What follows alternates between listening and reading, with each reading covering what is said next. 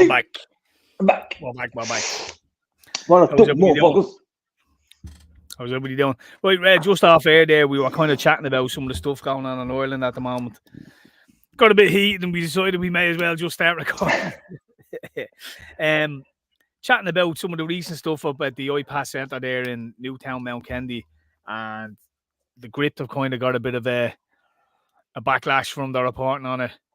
What's your take on the whole thing? Well, you explain why people are annoyed, and I'll tell you what. I'll clarify. It's McGuirk off the Gript. So basically, there was an incident up in Newtown, Mount Kennedy. The locals have kind of cordoned off an area into one of these new ipas centres. They're looking to put a load of undocumented, unvetted immigrants and asylum seekers into. There was an incident which I think you're one of Fatima Gunning, or one of the reporters from the Gript anyway, was reporting. I had a look at it. I think you watched it as well, did you?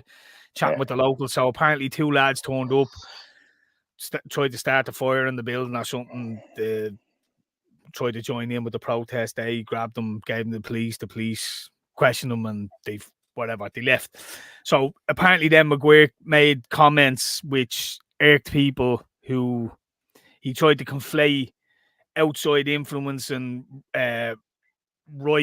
far right people as being, the cause of issues there or such and such, and people aren't happy about it, saying, well, like that's the kind of tropes that the mainstream media would throw out. That's the kind of disparaging and diminishing remarks that they'd make about people from the far right, I suppose, you know what I mean? For want of a better word, we haven't been able to coin any other sort of phrase that it's a catch-all, isn't it? From the granny to the young fella, everyone's far right. Well, it's anything that's against the government is far right. Pretty much, you know what I mean? So, so basically, McGuirk has made a couple of comments on several news stories. Another one about the Kulak Says No one with the whole phone incident with your man Paul Connolly, I think it was. Yeah. The news talk guy. He said that was a non-story, and then he kind of dismissed this as being outside far-right influences causing trouble and stuff like that. So people are a bit pissed off at the Gript at the moment.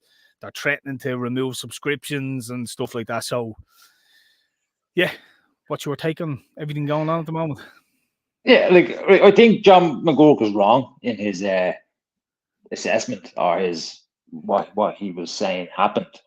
Absolutely, I think he's But what I was saying to you was the problem is that he's the chief editor of a company that's trying to become a legitimate news organization. So he has to play the game, right? He has to play the game. He just has. I mean, as I said, he can stay as gritty as they were at the start and stay on 200 followers or whatever. That you can do that all day and nobody's watching it anyway. And it's all a bit like with me and you. We do this we can kind of talk a lot more freely than they can, because they're now at a point where they're becoming legit. As I was saying, Ben's getting into the questions against to the ministers and stuff like that and all, and so they're getting the press passes and stuff, and he's getting these viral videos and stuff from his questions, and they're becoming a more legit source. So when you get up into that realm, you do kind of have to play the game, and I'm saying this because we all agree with the report up until this point. Say last 3 months or whatever. We've all been fans of Gript. Easy too, because they're the only source on the other side that. But this is it. This is it, right? So it's like review, yeah. And what's kind of irking me about it is that they're kind of getting to this point where now they're becoming not mainstream, but a lot more popular, right? Because at the end of the day, because here's what I'm saying is, right, and this is where I think where John McGuirk's head is. I don't know, I've never met the guy, but they're because me and you obviously see the Gript all the time, and people on Facebook and online. Life in his record collection, though. Absolutely, but who doesn't? But I think what their plan is to make sure that your man is going to be watching Gript for their news, and your uncle and blah blah blah, as opposed to the audience that they've captured. We're already convinced. We already are against all these, the ipas places, and we're already against the hate speech bill and all, and Grips are covering all that. sort of stuff a lot better than RTA, because RTA basically just ignoring a lot of it unless, there's some sort of thing set up where the guards get to go over and beat up the far right. But I think, yeah, he did, he made a mistake. I'm not saying what he did was correct, but what I'm saying is it's just a little bit annoying that what happens is with these sort of movements that we're starting to grow, because the thing about it is this is the popular opinion. Nobody, every single town these are trying to be brought in to just protest, because people that you add it up, I'm going to say at least 85% of the population, the entire population in this country, don't want this happening. So we have the popular opinion and we have everyone in agreement. And when we have an opportunity now, mainstream opinion, that's the difference. This is what I'm saying. But now we're getting somebody that's close to the mainstream, and we're all going, "Oh no, you said this that I disagree with." Yoink, gone, and we back to fucking square one. And there is a tendency for movements like this to kind of eat themselves alive. The infight. Oh, absolutely, absolutely. Because you have different factions within it who have different opinions on where they want the thing to go, and without one concise leader, or one overruling or overarching voice, everyone's like, well, no, I think we should do it. And then it's like, well, you believe this, that's bollocks, use our shields. And then, no, use our shields. And then you fucking end up. It's the great thing about democracy is everyone gets an opinion. And it's the shit thing about democracy is that everyone gets an opinion. So, and that's, as I said, they end up eating themselves alive. And it's kind of, it's so frustrating because people have to realize that we're all different. Every single, and this is why I do kind of hate to talk far right. It's no, people are there for different reasons. Some women are there because they just don't feel safe. I remember 4 or 5 years ago when justice, Me Too was about, women's safety was all the rage. But now and that was a big lefty thing as well.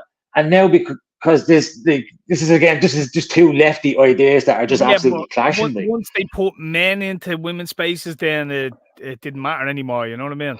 But this is what I'm saying. Where they have movement shouting down the women's movement and going, "We're women too, so we have a say," and then it's just men bullying women again. You know what I mean? So yeah.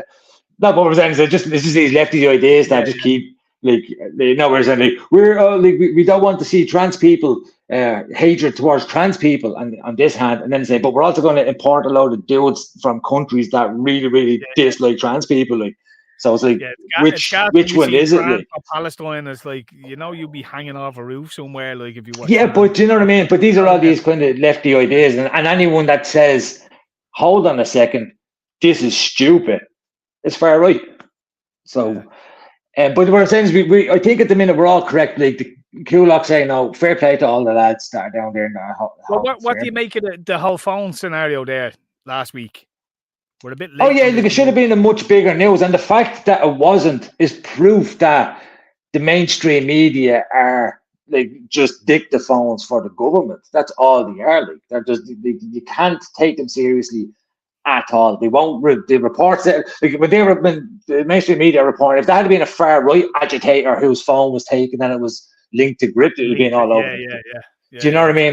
But they've shown their colours. But the thing is now, and then Robinson or whatever, if there was exactly, and this is what I'm saying. So now that we have loads of people that are all kind of waking up, and we do have this kind of platform in Gript that we're all kind of corrugating to get news from, and then we're all going to go, we're going to remove that. And it's no, we need to just, okay, he fucked up. Okay, fair enough. And nobody's perfect. It does show, though, that alt media is starting to gain traction within Ireland more so absolutely than mainstream media. I think the mainstream media must be looking at their numbers on their when they have a program, and on that program they're going, right, we're going to get some random person in the audience's opinion on this immigration debate.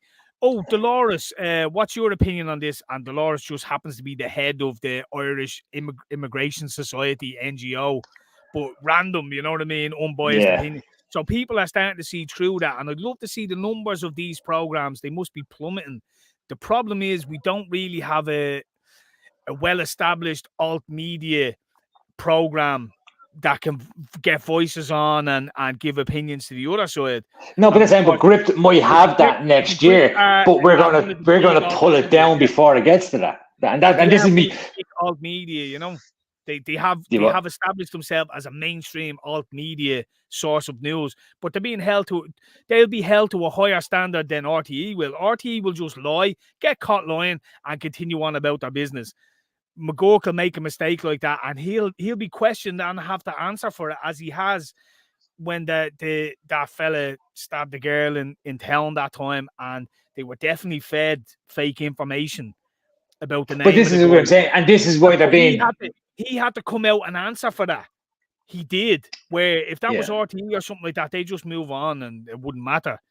But he's held to a different standard and a higher standard, and people expect more of them. So I think in this instance, people are a little bit disappointed. They're going, we've supported you through incidents where you've had your hand slapped by the mainstream media, and we've paid your subscriptions, we've supported you, we've given you, what you needed to grow this, and then you kind of go and pull this one. And that's why I think people are a little bit disappointed. And I get. I'm disappointed. I'm disappointed. I think, like I said, I don't agree with what he said. I think he was factually incorrect and he was wrong in what he says. But what I'm saying is that they are at a kind of Gript are kind of at a crossroads where they are still trying to appeal to all of us, but at the same time become established. So again, Armagh will look at Gript media and say, "Oh, this Van Scanlon, I like him," and you know what I mean. And that's where they're, and that, but that's the same. But then, as I was saying, we need all the mass to realise that. Do you know you're far right? Actually, what? Do you know they keep going about the far right? Yeah, do you know you're far right? See, what do you mean? Well, do you like this hate speech bill? No, I think it's stupid. All right, what about all these illegal immigrants coming over here and being put into hotels across the road from you? No, I don't like that either. Okay, well, you're far right. Do you know, because that's what they're calling far. Like all these protests now, they call far right protests, but that's all the people are saying. We're just concerned parents, or or we're just scared women, or wherever. And yeah, there probably is one or two people that's like, "Oh, I don't like immigrants." Okay, fine, but that's most people are just there. It's not a far right anything. Most people are just there, and you know what? The far right are going to end up agreeing with people on something anyway. There's nothing like it doesn't like.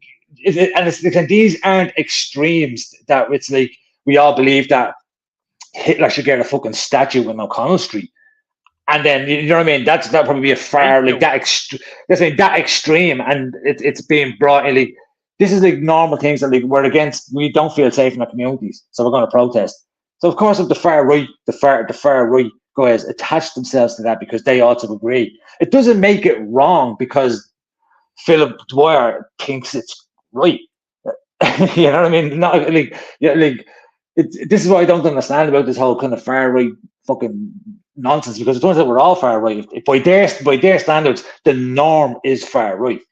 So yeah, it becomes ridiculous. It's like calling everything racist. You know what I mean? At a certain point, it's like. And McGurk, sorry, can I say McGurk shouldn't have said that because nobody knows who those two lads were.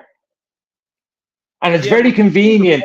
Again, and then you get your conspiracy hat on, and it's convenient now that this was peaceful going on this whole time, and they're insisting that it's happening. Then all of a sudden, two agitators show up, try to start the fire, make turns of peaceful protest into non-peaceful, and now all of a sudden the Garda can get involved, and all of a sudden it's all up. So it is very convenient that. What your man's phone turning up in Coolock shows is that the far left, for not trying to be the same, but have been agitating and scheming and pulling and are willing to do setups to try and get footage of the far right and stuff like that. So they've shown that they've been doing that. And then when you start seeing some of these potential ipas centers being burnt down, and then you don't hear immediately that men have been arrested and the Garda, you know what I mean, are investigating far right individuals, you start to put two and two together and going, well, who were these two individuals? What groups are they a part of? Who sent them there? You know what I mean? What was their intentions?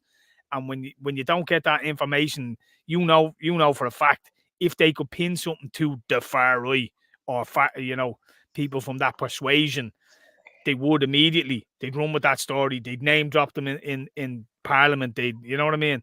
They'll do everything they can once they know they have something. So when they don't come out and do that, you're kind of like, all right, well, that means you want this story to kind of go away. You got your headline, and then you don't want anyone to ask, well, whatever happened with that investigation there? Where, did we ever get to the bottom of that? Who burnt down that building? Oh no, don't worry about that. That was ages ago. We got a headline at the time. We were able to blame the far right, and we move on. Well, now to be honest, usually when it turns out to be a far right agitator, they will continue up the news. But That's what I'm like say saying. in Cork, when it turns out that when they thought it was the far right, it was all over the news, and when it turned out it absolutely was very not. Phone was very vital information because that showed the collusion. It basically gave the receipts for the evidence that we kind of know these things are happening, but you can't prove it. So it's hard for you to turn around and go, yeah, it was probably the far left that burned down these buildings because it suited their agenda better than it suits anyone else's. But you can't prove it. So it's hard to say it without being called you're fucking far right. No, but this is what the far left are. Yeah, but with this phone, now you have all these connections and in it, they're conspiring to start trouble to then catch the far right. You know what I mean? So it's like, well, here we are. We have evidence of you colluding on some of these issues. So it's not a far jump to that you might be doing other things to blame on the far right. You know what I mean? To further your agenda. But this is what I'm saying, right? But what that phone shows and should have shown everybody, and again, shows why RTA and News Talk and all these people are just like, they're nefarious. They're just bad actors, like, and because what it shows is, right, let's say see the way they're saying, oh, let's get down here and do this. It's like, if you didn't do that, nothing would have happened. So and everyone's, all like, the far right is supposed to be an insult, but it's like, you are starting all the fights. Like the far left are. So why isn't far left a bad thing? Far left are the ones that want to like chemically castrate children. Like they want men stripping in front of children in locker rooms. Like, why are they not the bad people? And we're saying, no, leave kids alone. How did we manage to become the bad guys? Did you know what I mean? Like saying, sorry to sidetrack a little bit. Your one Dr. Cass.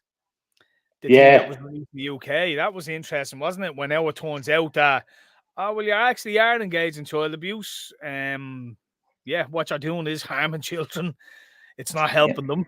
It's interesting, isn't it? Sometimes it takes a little bit of time for the fact. Look, again, I'll go back to this phone found in Coolock. Sometimes you have to wait till you get the facts to back up your claim, but your claim was right from the beginning. Same way, that back to the start of the pandemic and stuff like that. You knew what was going on, you just couldn't prove it. But eventually, the evidence then catches up with the theory.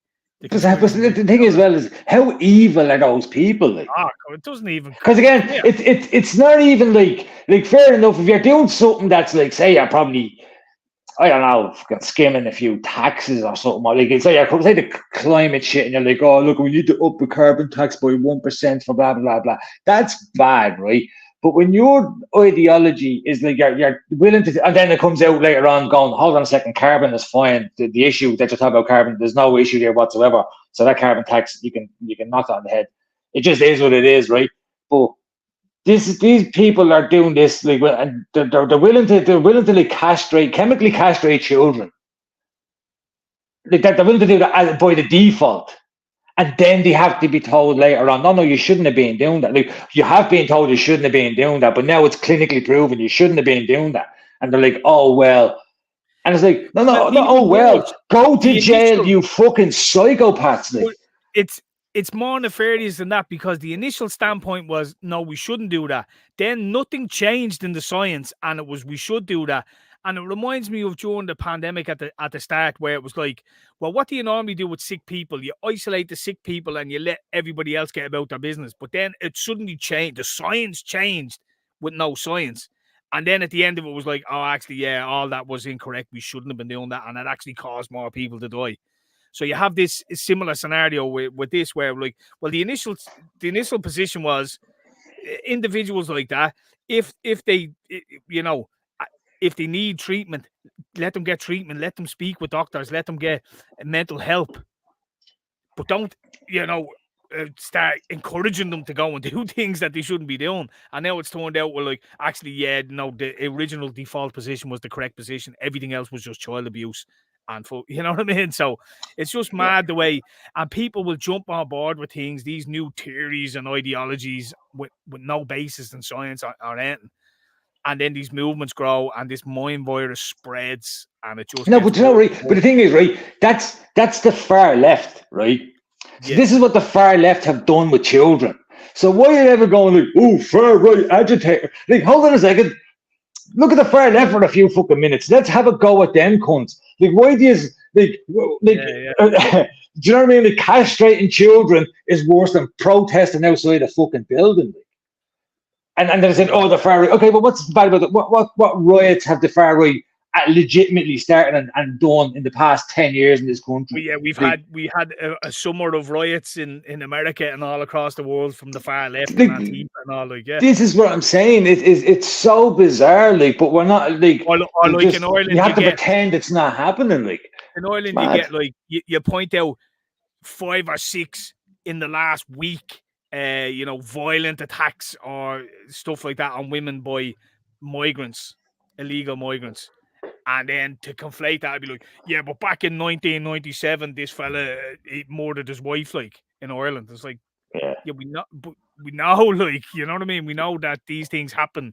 That's all, but that's nothing to do with what we're talking about happening right now because of some sort of government policy. You know what I mean? Like, everybody has bad people around like that.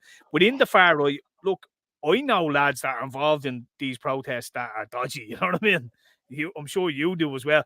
But there are also lads who live within the communities that everyone else lives in, and they're seeing the same things, and they're as pissed off as everyone else. They're not going, this is great, I can use this as an opportunity to get away with some criminal activity. They're going, no, I want to protect, you know what I mean? So it's like the false equivalency and the gaslighting that goes along with it, you know what I mean?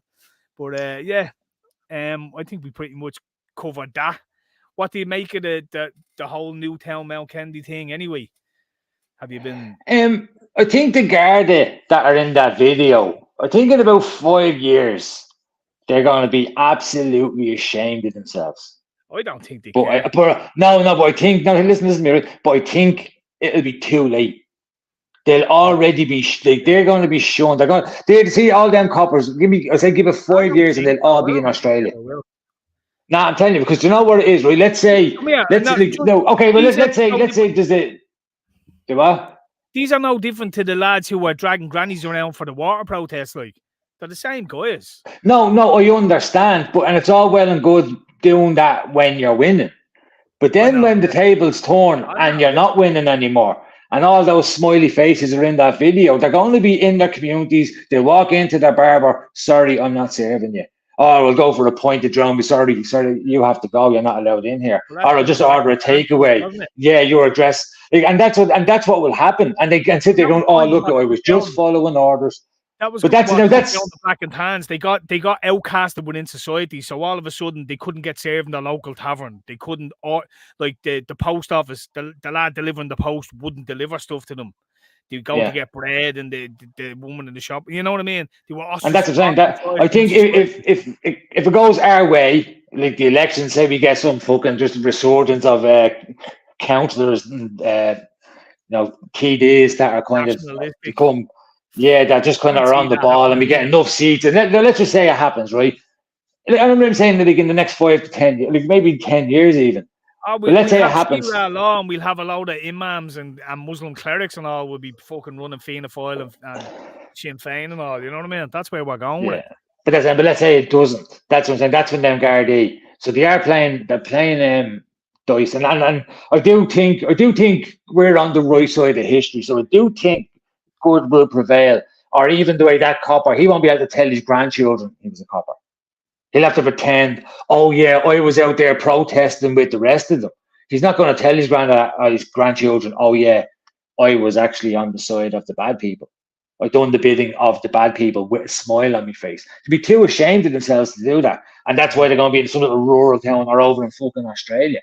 Because that's what's going to happen to them. And all the Garda, not just these people, like all the Gardaí that are on the wrong side.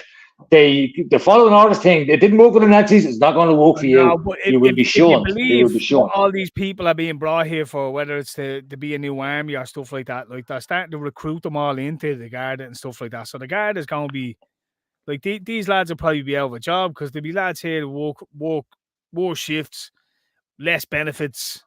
You know what I mean? Stuff like that. So you not only will you be on the wrong side of things, you'll be out of a job. They'll find someone else to do it. Someone who will follow orders, you know what I mean? And they won't be like, oh look, I just need to pay the mortgage there, pal. Can I go and walk with you and doing the carpets? No. Don't call me again. You know what I mean? They'll be run out of the town, like. So if there is any such thing as karma, that's what would happen. And because the most frustrating thing at these events, like there's literally, I'm not saying that like they're not listening. They can't listen, I don't think. Like when people, you're getting these local organizations getting together and they're not happy with these things moving into their areas and stuff like that. So they want to liaise or speak with the government, and the government, not only are the government not listening, I don't think they can listen. It's out of their hands. It's nothing to do with them anymore. It comes from a higher source, a higher power. Oh, it's already been decided.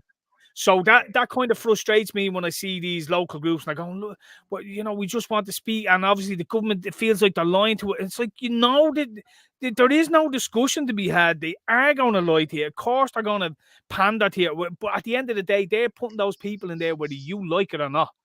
So you have to take the kind of same attitude as them and go, oh, there's nothing to negotiate here with you. They're not getting in there, and we're not letting them in. And so you're kind of like what's happened in Coolock, you have to respect, because the lads have literally posted up.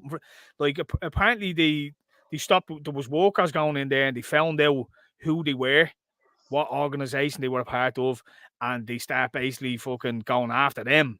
And the lads then, in fairness to them, said, look, we didn't know what we were being hired for. We'll pull out, let us get our equipment and we move out.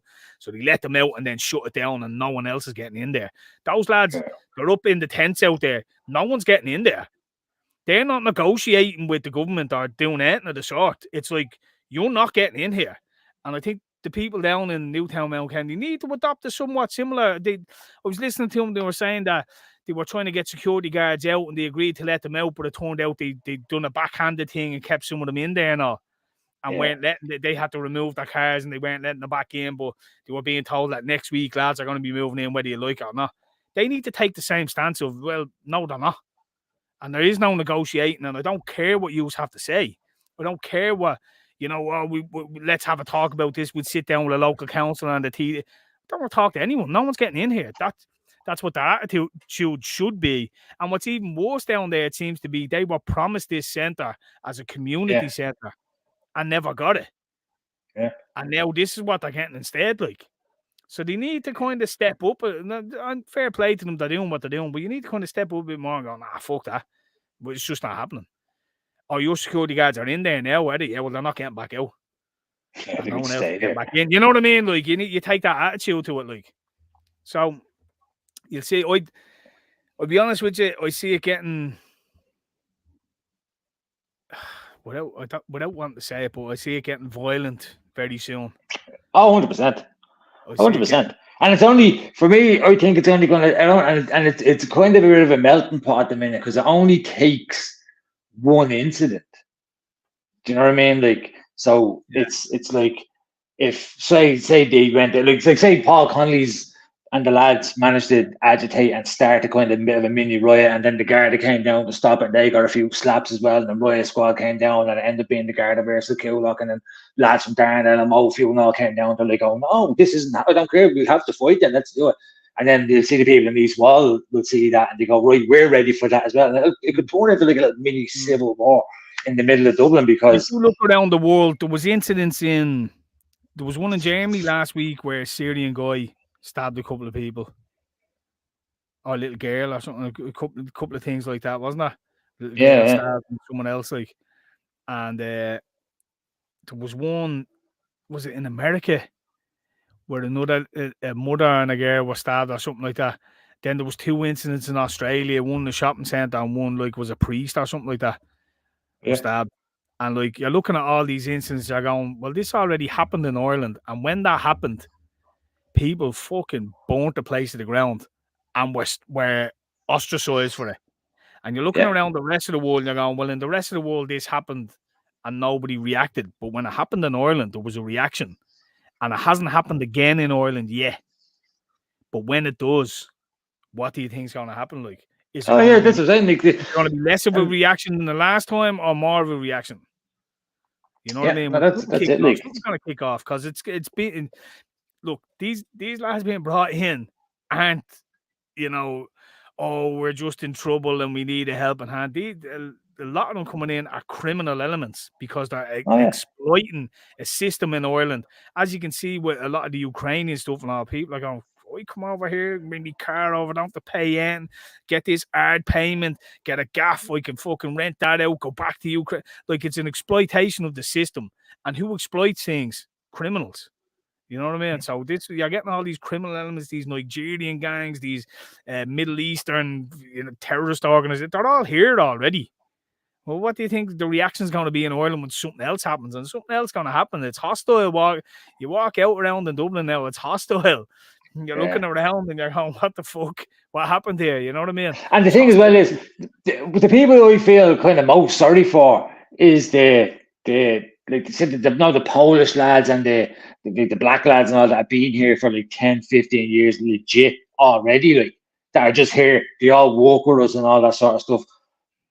When all this shit kicks off, like, people that don't know them aren't going to separate them from these people in the fucking in the hotels. You don't want anything going to that extreme. Look, no, I know, but I'm saying it, like, it's just, and not even to that extreme. When you're walking down the road now, I'm sure that they'll be walking through the shopping centre and they'll say fucking something to their partner in their own language, and you get people walking past going, "Oh, fucking back to the hotel." And they're not. They're also on our side as well. Like, you know what I mean? That's the worst part of it. That's the worst part. But they're the collateral damage of all this. No, but this is what the government has caused by their actions, by their policy implementation. They've sowed such division within. In Ireland, I worked with loads of Polish lads on sites and stuff like that. They loved being here. They loved Ireland and they wanted to raise their kids here. You have this scenario now where you're asking people like, "Oh, you're Irish, are you? Well, what kind of Irish are you?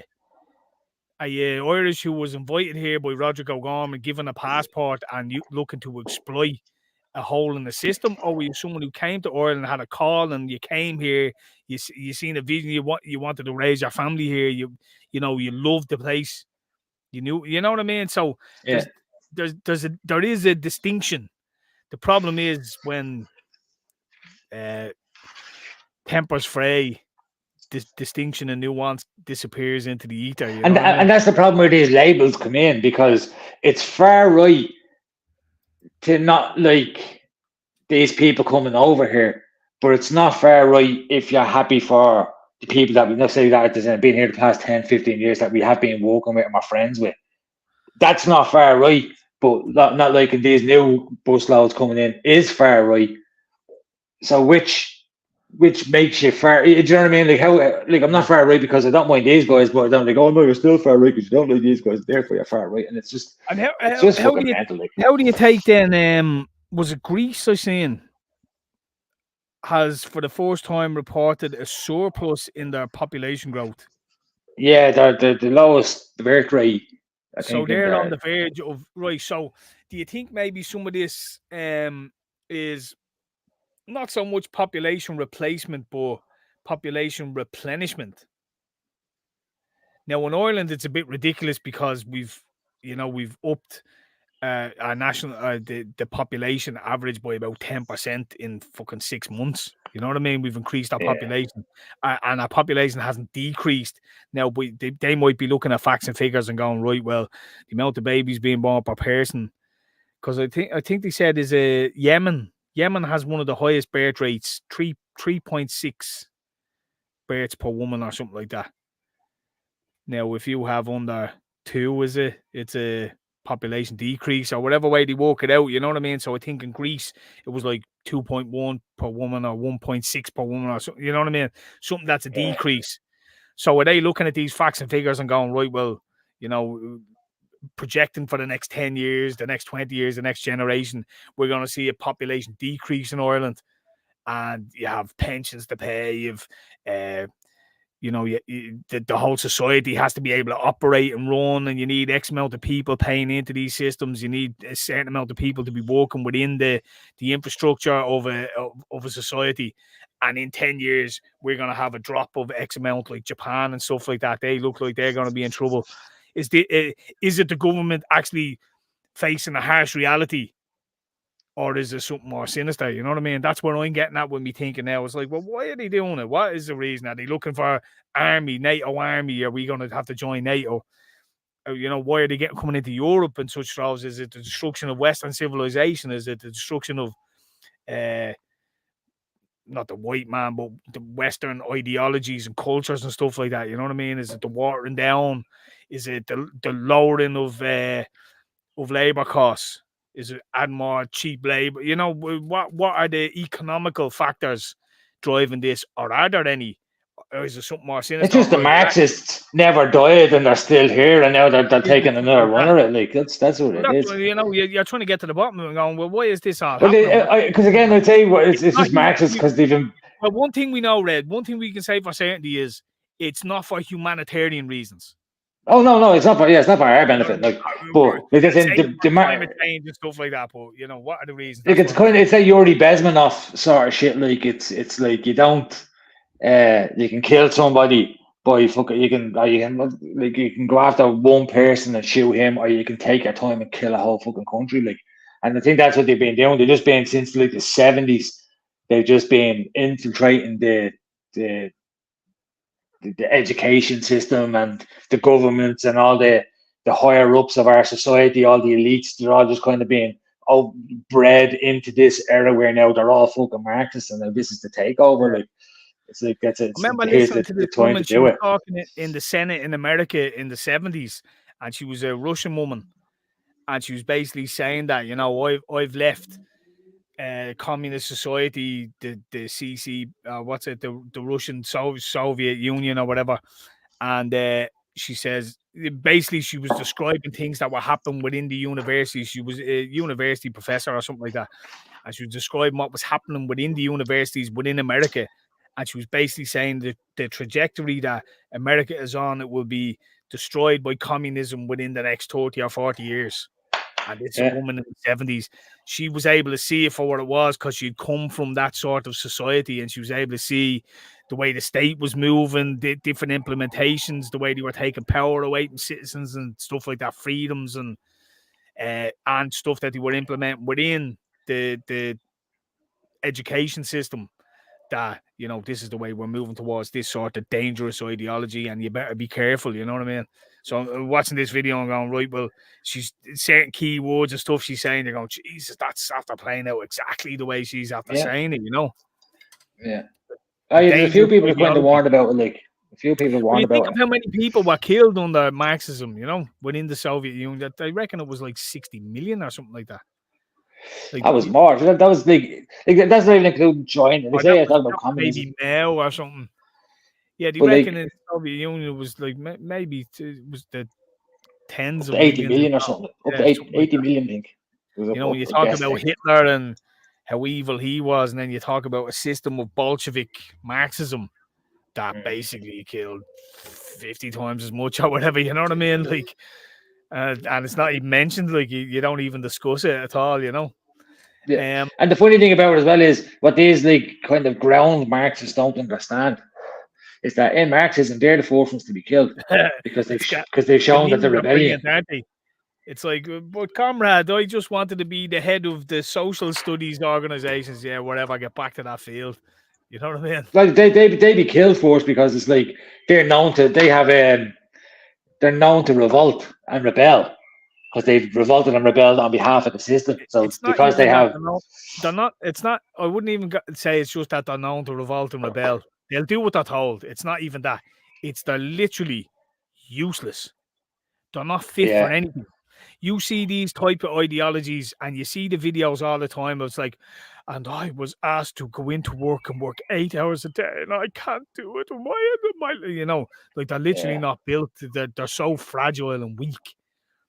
They've no life skills. They've no, you know, like talk about no street smarts. They've no life skills whatsoever. They've no skills. They haven't got a trade. And then actually, I've seen a video as well. I've seen a video as well where there was this fella asked this board, like, you know, because she was essentially a communist, and he's like, "Well, let's say you get your communist, let's say communism takes over America, and what do you plan on doing?" And she's like, "Oh, I'm just going to like, you know, work on my art and not have to worry about a 9 to 5 and just become an artist. And your man's like, but would you not be working out on the farm? And she's like, no. And he's like, well, who's going to be doing that? Like, to feed you? And she's like, oh, other people will. And he's like, but what if they want to be artists too? And she kind of dawned on her just then. She's like, oh, yeah. Like, and he's like, no, you'll be out picking the fucking But these fruit are the same people who for the one believe that, like, person in power. Like, but these are the same people who believe that like chocolate milk comes from brown cows or something. You know what I mean? yeah.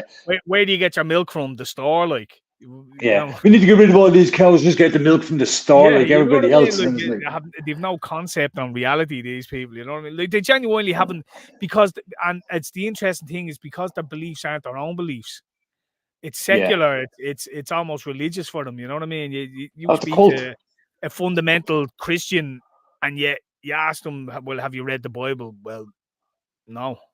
You know, or like a fundamental Muslim Islamic, and it's like Allah says this now. Like, oh, whereabouts in the Quran did it say that? The Quran, they can't read. You know what I mean? So they don't know. You know what I mean? They'll just follow whatever they're told, like useful idiots. And the thing you start to understand about these NPC type characters is if they were in Nazi Germany, they would be Nazis, and if they were in socialist Russia, they'd be communists, and if they were in you know what I mean? If they were in Mao's China, they'd be Chinese communists. They literally follow whatever they're told to do. They don't think for themselves, so their ideology isn't deep enough within them that when you poke holes in it, they'll just pretend that you never said it because they don't have any belief system to back it up.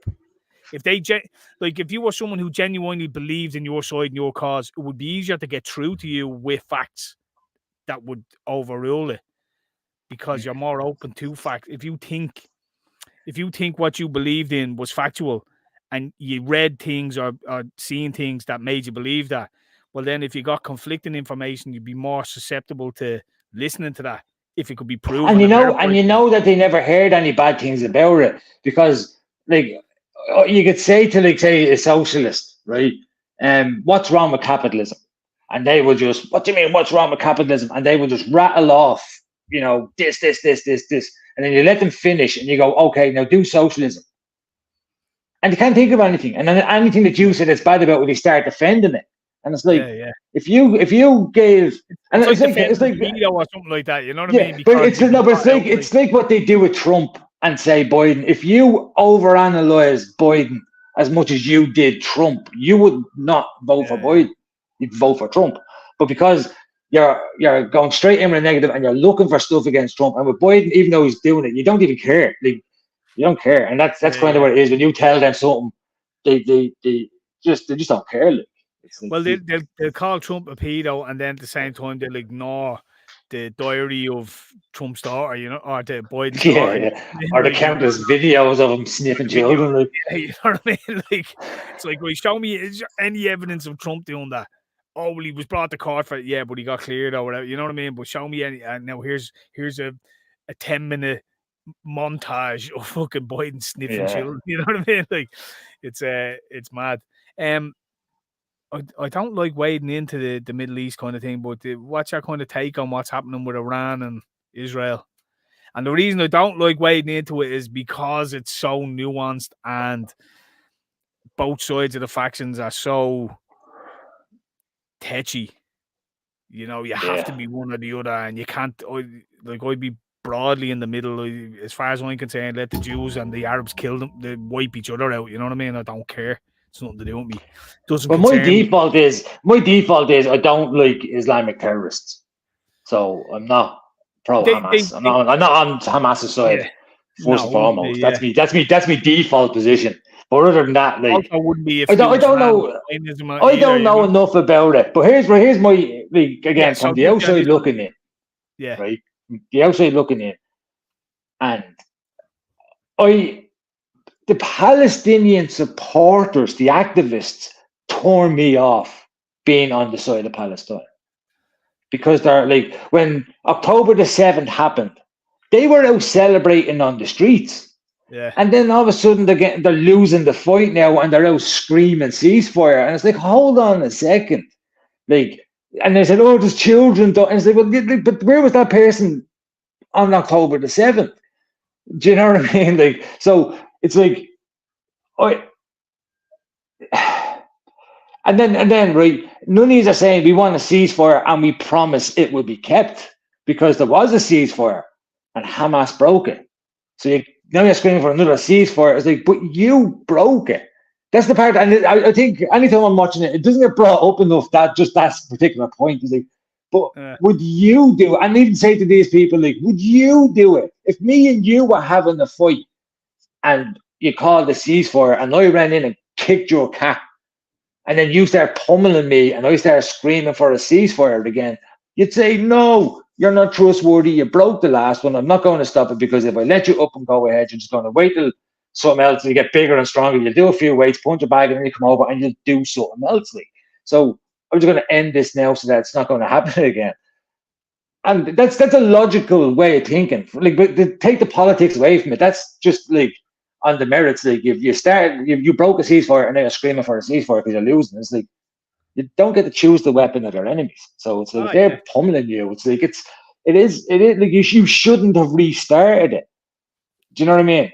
But at the same time, I'm no fan of Israel either. Like I don't know enough about like, so I'm just coming at it from without the politics side of it, just on a kind of level logical side. Well, I find that's a similar the way I think about Ukraine and Russia, where it was like there was a peace deal on the table, and then you decided against it, and then you cry poverty and poor me and give me more weapons to fight this war. You know what I mean? It's kind of like, well, but and like NATO signed a deal with Russia that Ukraine will never be a part of NATO. And now NATO are saying, no, Ukraine are coming into NATO, and Russia's saying no, and they're like, oh my God, you're the aggressor. It's like, oh no, you are breaking the deal, and we won't push forward the borders in NATO and encroach upon you, and they've done nothing but that since then. But and then did you see what these did you see, sorry, that real quickly as well, how sneaky they are. So there was I don't know the American guy's name. He's like, he does the kind of defense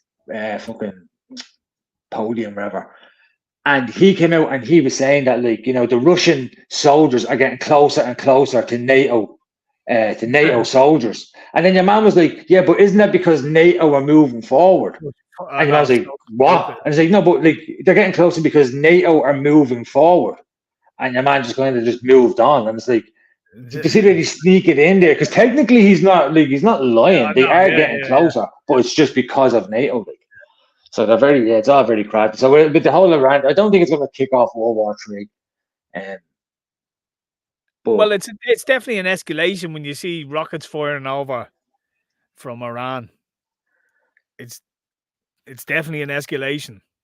No, it is. But as Iran says, so Iran kind of come out and says, if we didn't do that, if Iran come out and says, if we didn't do that, our people would riot and there'd be fucking no government here, blah, blah, and there'd be all the hell breaks loose. So we'll do that, and now that's the end of it.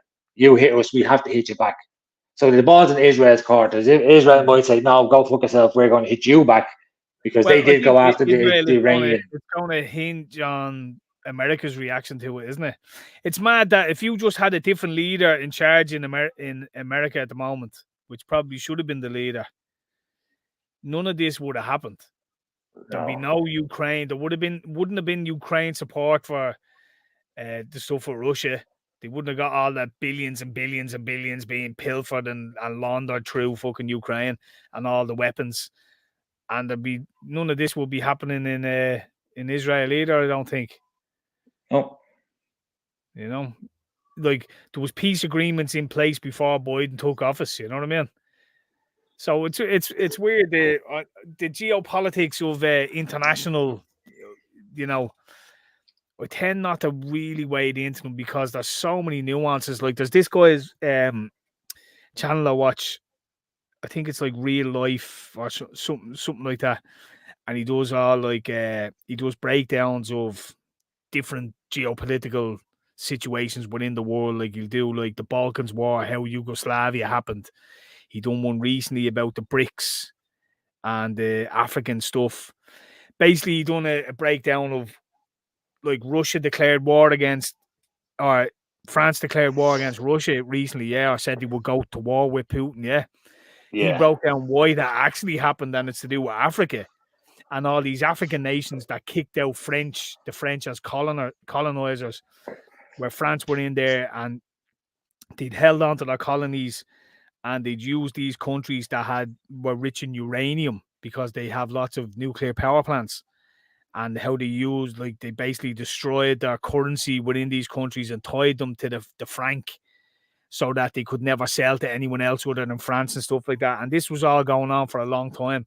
And basically a lot of these countries, I don't remember if you remember quite recently, a lot of countries within the belt in Africa start revolting and having coups and stuff like that. And the military were taking over in these countries. So they were basically kicking out the French-backed government, the French-supported governments, and taking over ownership of their own resources and kind of setting up these different organizations to get better deals for their countries with these uranium and stuff like that. And a lot of the Wagner Group in Russia were moving in and kind of giving them support in doing this and then negotiating deals with them themselves, better deals, because Russia needs these resources as well. And all this happens and Russia turns around, or France turns around and goes, well, we're going to attack Russia, or we might invade Russia, or we might fight back against Russia. And at no point when you hear them say that does any of the major organizations conflate these two issues together. Like, well, what's happening in Africa between Russia and France in the belt region of Africa is the reason why France are going out. You never hear this. So it's basically European colonialism in Africa is the reason why France are trying to go at Russia. But anyway, this channel that does these videos do great breakdowns, and they do the same for the Middle East, and they'll break down like in different countries how different factions within Islamic nations have taken over, and civil wars and what the different groups are and who they're supporting. But like really, really interesting videos. They break down the geopolitical things of what are going on. So when you watch videos like this, you start to understand, like, holy shit, there's like 70, 100 years of backstory to why these two nations are going at each other right now. But when you stick on the news, you're literally told, oh, there was a skirmish and that's why they're attacking each other. You know what I mean? You don't really get the backstory of why Iran wants to go at Israel, or why Israel and the Gaza. Like, apparently what's happening in Gaza at the moment, if you have to believe it, the Israelis want to run a new canal through Gaza to not to cut off the Suez Canal, but to have their own variant of it. So they're not reliant on Egypt, who are kind of control the Suez Canal. They can have their own canal so they can transport stuff through Europe and make money. You know what I mean? So there seems to be something else going on. They want to rezone this land to build a new canal so ships can travel through from China and India and stuff like that into the Mediterranean and not have to go through the Suez Canal. There's other things going on. There's pipelines coming from Russia and stuff in those areas that are causing friction between people, but you don't get all that story. You don't get the nuance. So it's difficult to wade into, oh, well, I just support the Palestinians. Why? Because I do. You know what I mean? Because TV says so. I support Iran attacking Israel. Why? Because I do. Well, there's just and there's different factions within these Islamic nations that are all, like, you have the likes of Yemen and stuff like that have been in civil war for the last decade or so. And it's 3 or 4 different factions all vying for control. You know what I mean? And one of them is supported by Hezbollah and Hamas, and one of them is supported by the Americans, and one of Al Qaeda and all. And they're all these different factions operating. It's a quagmire. It's madness. It's very difficult to understand any event. That's why, personally, I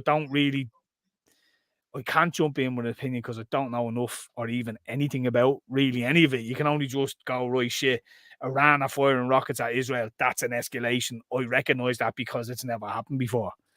You know what I mean? It's a difficult one anyway. So, rant over on that.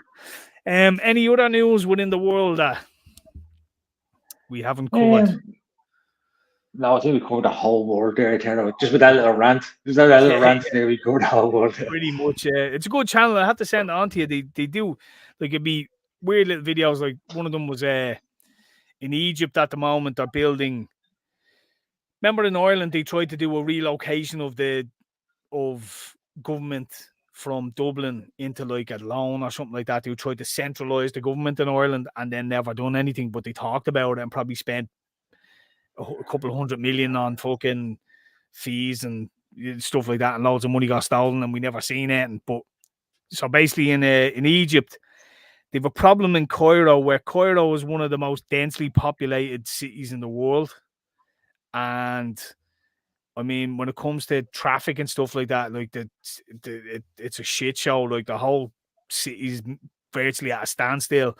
A couple of years ago, there was like riots, and they were trying to oust the political establishment at the time or something like that. And it's very easy in Cairo, where the government buildings are situated within the city, that if the people come out en masse, they can shut down the whole city and there's nothing they can do. You know what I mean? So what they've tried to do was they tried to relocate the city, or a new city, or the hub of Egypt, to a city, say 19 kilometers away. So they spent like billions and started building these big government buildings, and it's all spaced out, and they have border checkpoints and stuff like that, so they can control the flow of people coming in and out. And they basically want to relocate the government into this area, and they're building big palaces for themselves and all fucking mad shit, like billions. They're a huge project, like, and they've ran out of money, and the country's ran out of money, and they're struggling, you know what I mean? So their economy's failing, and it's mad shit. But you're listening to this in the video and you're going, oh, I never heard anything like that. They're basically trying to move the city from Cairo, or basically move the government from Cairo and relocate them in a new city, a new elite city for elite people. You know what I mean? Like, they're trying to build an elite society for themselves, and it's out in the desert, so they're trying to run water and fucking. But they've spent billions on it, like fucking 50 billion or something, and they haven't even, like, they thought it would cost X amount, and they're fucking 50 times over budget and haven't created even a quarter. You know what I mean? Like, they've only moved a few government buildings and all. But interesting.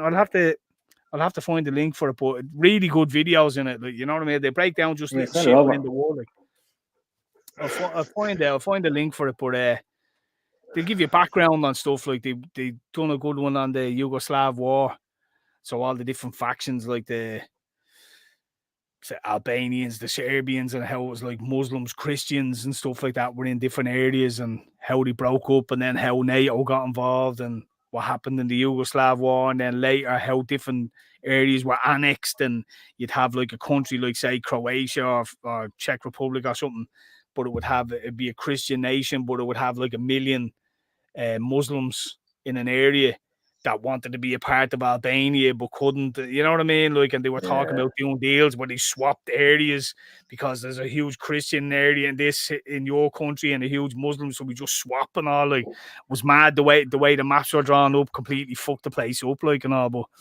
yeah, interesting. So I suppose we'll leave it there. Probably covered enough. Word, yeah. Anything else to add before we wrap up? No, because again, my head's been a bit fucking just busy work today, and I think we done well to get an hour there, Tara. Do you have to say? Done well. Right, 58 minutes. Oh, pure shite, like. Oh, sorry, jumped the gun there. Yeah, we wrap it up with that, I suppose. On that note, we'll catch us again next time. If World War III doesn't happen, we'll catch us the next time. All right, peace out. Take it easy.